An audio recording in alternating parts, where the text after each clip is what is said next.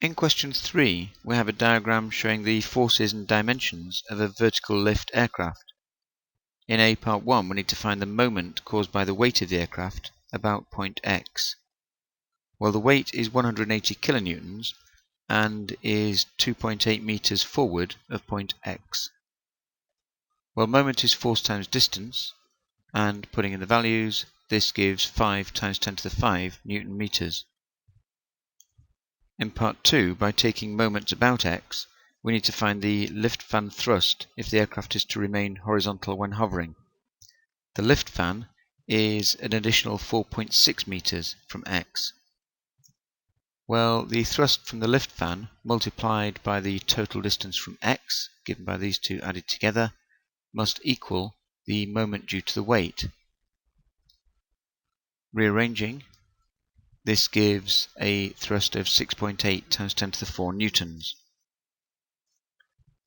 In part 3, we need to find the engine thrust. Well, the thrust due to the engine must equal the weight minus the thrust due to the lift fan. Putting in the values, this gives 112 times 10 to the 3 newtons.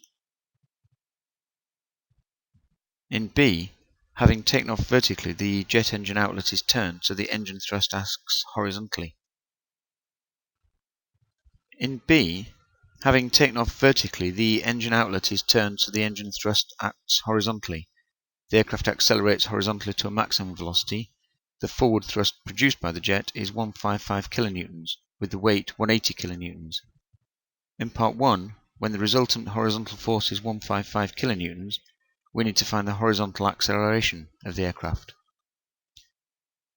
Well, acceleration is force over mass, and the mass is the weight over the gravitational field strength.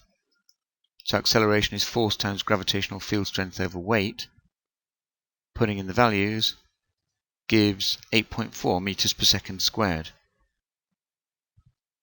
In part 2, we need to state and explain one characteristic of the aircraft that will limit its maximum horizontal velocity. Well, the maximum horizontal velocity is limited by the thrust of the engine and the drag coefficient of the aircraft. At maximum speed, the drag will equal the engine thrust.